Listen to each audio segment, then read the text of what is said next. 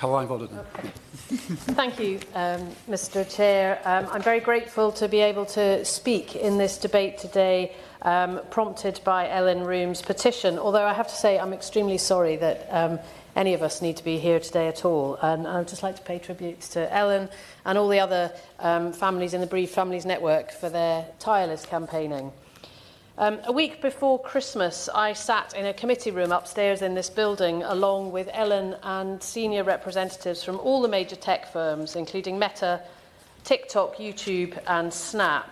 One conversation that morning will stay with me for a very long time, a conversation that I can only describe as harrowing, shocking and deeply depressing.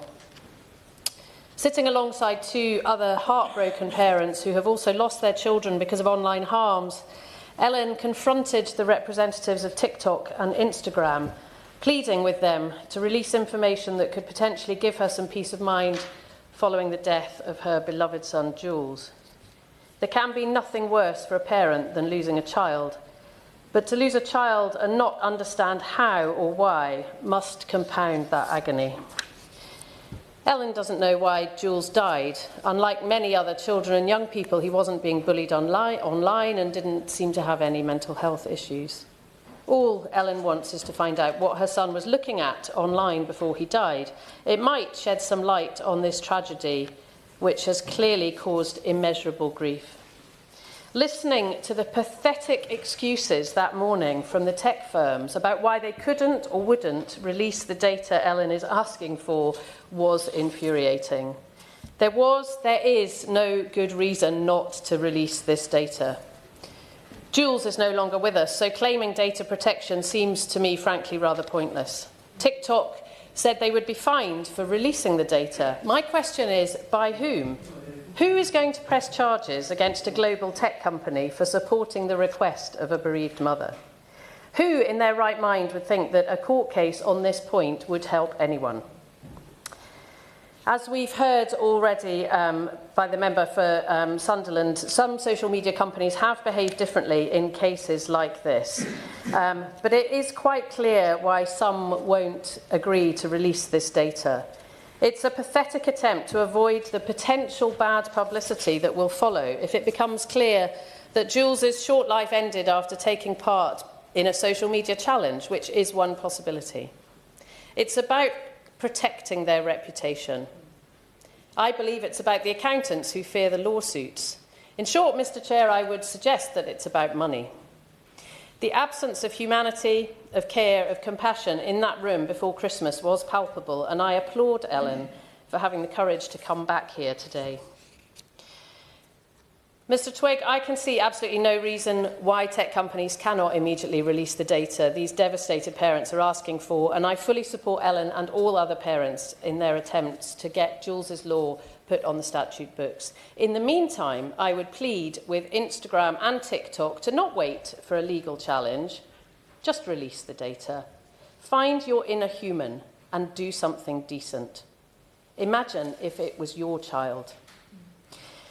Under UK law, we do have clear legal processes for handling physical estates after death, and it is high time that we established clear protocols for digital estates which are left behind. The law must catch up with the world we're living in, particularly the digital estates left by young people. Current provisions such as Facebook's legacy contact feature are not sufficient because they rely on a child making a decision while they're still alive, often without fully understanding the implications, as has been mentioned before. It's also quite possible that if children were asked whether their parents could have full access to all their digital online life in the event of their death, they would quite possibly say no. Without formal legal access arrangements, parents are left with no way of viewing their children's account. Absolutely. Thank the Honourable Lady for giving way. I was reading up on this specific issue in preparation for this debate, and I came across some amendments and proposals to the data bill that outlined that these huge providers and tech companies would be required to have a complaints procedure where parents could appeal for their better nature and the release of the data, and then if they were refused it, there would be a proper complaints procedure. Do you think that goes far enough? I thank the honourable member for her intervention. No, I don't believe it does go far enough. I think it should be a legal right to access this data without having to go through any complaints process, particularly at a time when one is struggling anyway with the worst bereavement imaginable. This petition seeks to address that gap in law and ensure that in the tragic event of a child's death, parents have the right to access their child's account to gain closure, to preserve memories as well, and to ensure that harmful content is removed. So I do support the addition of Jules's law into the online safety bill. And I would also urge the government to do whatever it can to apply it retrospectively to those who have campaigned on this issue. Mr. Chair, what Ellen's family has been through is the absolute worst imaginable, but tens of thousands of families up and down the country are struggling with the impact of social media on their children and teenagers, addicted to their screens because of the wicked algorithms that lure them in, cowed by bullies who can intimidate them right into their own bedrooms late at night, struggling with body image because they don't look like the influencers they watch, depressed at their lives because they don't resemble the doctored, airbrushed Instagram image of perfection, brainwashed by influencers who spew toxic messages through their pages. The damaging impact of social media on our children is vast. Medical professionals from all disciplines tell us regularly of the harm children are experiencing from hour after hour spent glued to a screen. Their physical health is damaged, their mental health even more so. Even their ability to communicate and socialise with other humans is changing. My honourable friend agree? I will agree. Would my honourable friend agree that it is not only the mental health harm, but also the inattention? I speak to so many head teachers in my constituency who tell me that children are unable to concentrate anymore because of hours spent on their screen. And would she agree with me that the government study announced in November seeking to explore this further could be published soon, because every day and every year we leave it, more children are at harm?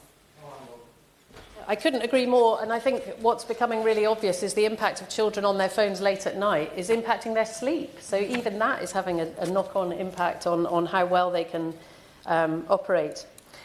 So just to conclude, parents across my constituency of South Devon are desperate to protect their children, but overwhelmed by the digital world and the power it has over young people. Parents need legislation to empower and support them.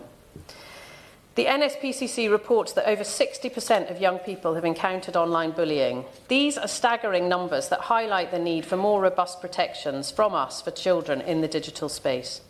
It's clear that we need more robust protection, and it's incumbent on us as lawmakers to protect children as we do from other harms like tobacco and alcohol. It may be right that parents should not have access to their teenagers' social media because of privacy reasons and to protect children's ability to seek support online. But I believe that this makes it even more important and urgent that social media companies are required and obliged to take responsibility for watertight age verification, and that we should seriously look at raising the age of access to some social media platforms to 16. I urge the government to work with social media companies and other stakeholders to create a clear and respectful framework that allows parents access to their child's social media accounts after a death with no questions asked. This is not about data protection. This is about ensuring families can concentrate on grieving and healing rather than going into battle against the world's tech giants. It's abominable that any bereaved parent should have to do what Ellen and other campaigners are doing. And I urge the Minister to legislate so that this doesn't happen again. And I would like to commend the Petitions Committee for bringing this to the House and the member for Sunderland for proposing the petition. Thank you.